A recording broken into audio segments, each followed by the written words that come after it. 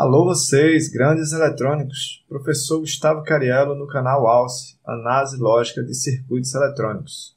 Venho hoje dizer para vocês que é interessante entender o que seria a circulação de corrente no circuito eletrônico. Você saberia me dizer do que se trata isso? O que é corrente circulante? O que significa essa expressão? Antes de falar sobre essa expressão, algumas pessoas me perguntam por que eu tenho aqui essas canetinhas. Bom, esses aqui são os meus pincéis. Esses pincéis me permitem aqui fazer essa obra de arte para poder explicar para vocês toda essa curiosidade da eletrônica. Beleza? Então, quando essas canetinhas aqui, meus pincéis, acabarem, então vai ser um grande problema. Ok? Vamos lá. Então, seguindo aqui, senhores, independente de estar diante de um circuito série, um circuito paralelo ou um circuito misto, o entendimento sobre corrente circulante deve ser o mesmo. Ok? Ok. Vamos entender isso em um circuito misto, como o que temos aqui, e acompanhem por gentileza. É bem verdade que existem duas formas de visualizar a corrente circulante, que seriam: primeiro temos o sentido real da corrente, aquele em que os elétrons circulam do negativo para o positivo da fonte. E temos o sentido convencional, que é aquele em que os elétrons, ou seja, a corrente circulante, ela acontece do positivo para o negativo da fonte. Mas como assim, professor? Por que isso? Por que duas formas de visualizar a corrente elétrica? Não é uma só? Calma aí, que eu vou explicar para vocês, ok? Antes da explicação, vamos aproveitar para se inscrever no canal, aqueles que ainda não estão inscritos. Vamos entender a eletrônica na perspectiva da análise lógica de circuitos eletrônicos, beleza? Então clica aí no botãozinho, dá aquele like, aquele joinha e compartilha aí o vídeo com a turma da eletrônica. Show? Agora, simbora raciocinar. A viagem aqui é a seguinte: a corrente no sentido real tem a ver com os condutores sólidos. Embora a gente esteja aqui diante de um esquema eletrônico que é formado por condutores sólidos, essa visualização no sentido real não nos ajuda. O que precisamos usar é a visualização convencional. Por quê? Tem a ver com a movimentação dos elétrons no sentido do campo elétrico. Sacaram? Bom, se não sacaram, relaxa. Não há necessidade da gente se aprofundar nessa parte da física elétrica. O que precisamos é usar a ideia do sentido convencional para a nossa análise lógica de circuitos eletrônicos. A corrente ela sai do positivo, vai seguir aqui os componentes, se dividir aqui na parte do circuito misto, depois a corrente se soma aqui no ponto C e morre na Terra. Beleza? É isso e pronto, e acabou-se. Fechou? Fechou. Vamos dar uma analisada aqui nesse circuito. O que é que está acontecendo aqui? A gente vê que o circuito é formado por um resistor R1 em série com o resistor R2. Ao chegar no ponto B, a gente vê uma bifurcação aqui, né, do circuito misto. De um lado a gente tem um resistor R3 e do outro lado, em paralelo, temos uma malha série formada pelo indutor, nossa bobina, e um resistor R4. Ao chegar no ponto C, essa bifurcação ela se fecha, onde a corrente ela vai se somar e vai escoar via R5, diretamente para a nossa referência de 0 volts do nosso terra. Os valores desses componentes, nós temos que R1 é um resistor de 150 ohms, o resistor R2 também de 150 ohms, nosso resistor R3 de 300 ohms. Nossa bobina não está aqui explicitado o valor de resistência, mas isso não importa. Nós temos aqui que R4 tem o valor de 300 ohms, igual ao resistor R3, e o nosso resistor R5, 150 ohms. A fonte de alimentação, que alimenta aqui todo esse circuito, é uma fonte de 30 volts. As tensões que temos medidas aqui no circuito, todas elas medidas em relação à nossa referência de 0 volts. Por isso que nós chamamos as tensões dos pontos. Então, ponto A, temos uma tensão de 22,5 volts. Essa tensão é medida do ponto A para o terra. Temos a tensão do ponto B de 15 volts, medida do ponto B para a terra. Tensão do ponto D, 15 volts, medida do ponto D para o terra. E tensão do ponto C de 7,5 volts, medida do ponto C para o térreo. Nós podemos iniciar o nosso raciocínio fazendo a seguinte pergunta: esse circuito está com defeito? De cara, é possível a gente dizer que ele está com defeito? Nós vamos fazer a análise. E o primeiro passo é tomar as quedas de tensão em cada um dos componentes. Vamos nessa?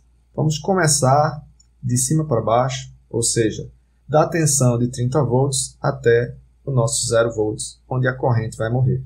Ela vai seguir esse percurso, saindo no sentido convencional. Dos 30 volts, a corrente vai circular em R1, R2, vai se dividir no ponto B, parte circular por R3, parte circular pela malha série bobina mais R4, depois vai se somar no ponto C e vai ser drenada até nosso 0 volts, morrendo no térreo. Nós podemos ver aqui que R1 está retendo uma tensão de 7,5 volts. Nós temos que o resistor R2 também está retendo uma tensão de 7,5 volts. Nosso resistor R3, vou colocar aqui para fora, está retendo uma tensão de 7,5 volts. Nossa bobina está retendo uma tensão de 0 volts. Nosso resistor R4 está retendo aqui uma tensão de 7,5 volts. Nosso resistor R5, vou colocar aqui no lado esquerdo também, uma tensão de 7,5 volts. Vamos raciocinar um pouco. Nós temos aqui DDPs de 7,5 volts para tudo que é lado, né? Sobre R1, sobre R2, sobre R3, sobre R4, sobre R5. Ora, R1 e R2 estão em série. Se eles estão retendo a mesma tensão, em princípio, nós dizemos que eles estão dando quedas proporcionais. Ok? Mas para a gente ter uma certeza absoluta sobre isso, nós vamos analisar da seguinte forma. A DDP da fonte de 30 volts para o ponto B, nós temos uma tensão de 15 volts. Vamos colocar aqui DDP de 15 volts. Ou seja, 15 volts está sendo distribuído para esses dois componentes de resistências iguais. Portanto, 15 volts sendo distribuído proporcionalmente significa que teremos 7,5 volts em R1 e 7,5 volts em R2, da forma como está sendo medido aqui. Então, esses dois componentes estão corretos. Quando vamos analisar esse circuito misto, o que é que nós devemos observar?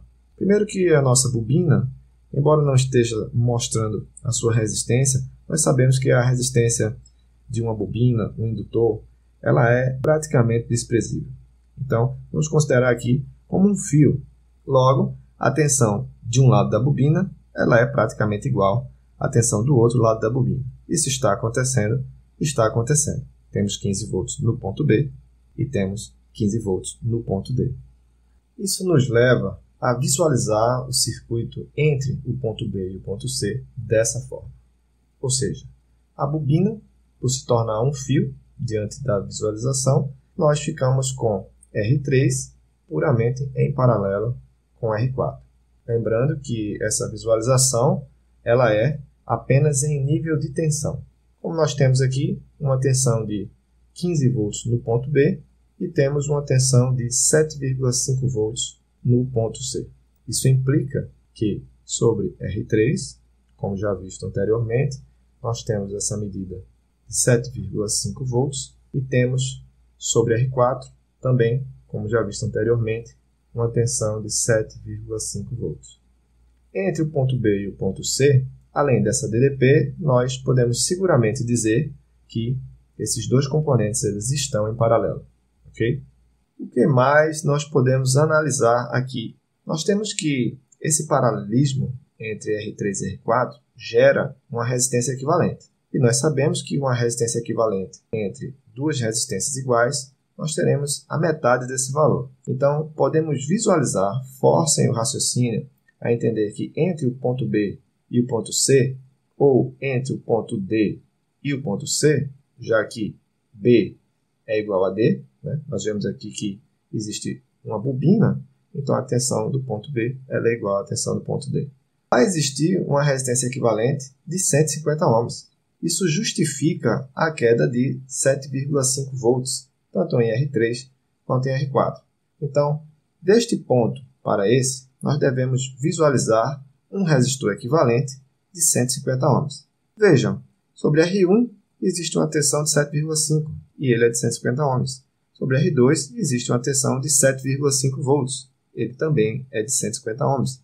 Entre o ponto B e o ponto C, nós temos uma resistência equivalente de 150 ohms e a tensão entre esses dois pontos também é de 7,5 volts. Em série com essa resistência equivalente, nós temos o resistor R5, cuja tensão sobre ele é de 7,5 volts e a sua resistência também é de 150 ohms. Logo, no final dessa nossa visualização verticalizada, nós temos uma tensão de 30 volts sendo distribuída para 4 resistências de valores iguais. Portanto, respondendo à pergunta feita anteriormente, esse circuito está com defeito? Após essa nossa análise lógica, nós vemos que esse circuito ele não está com defeito, tendo a tensão de 30 volts, ou seja, a DDP total desse circuito, sendo distribuída proporcionalmente por toda essa malha. Fazendo a visualização da corrente circulante nesse circuito, o sentido convencional da corrente, nós temos os elétrons saindo da fonte de 30 volts, circulando por R1 através de R2, chegando no ponto B, se dividindo, parte por R3, parte circulando pelo indutor, seguindo em direção ao resistor R4, circulando até o ponto C. No ponto C, essas duas partes da corrente se encontram, se somam e circulam através de R5 para o nosso terra, onde ela morre, ok? Então, esse é o entendimento a respeito de corrente circulante. Para a nossa análise lógica de circuitos eletrônicos, nós devemos utilizar no sentido convencional. Ok, pessoal? Eu espero que vocês tenham compreendido essa explicação. Não se esqueçam, se você gostou, dê o seu like, se inscreva no canal, compartilhe o vídeo. Esse é mais um vídeo do seriado chamado O Que É? Um seriado disponibilizado aqui comigo, Gustavo Cariello, e eu digo para vocês, como sempre, vamos crescer raciocinando. Obrigado e até a próxima aula.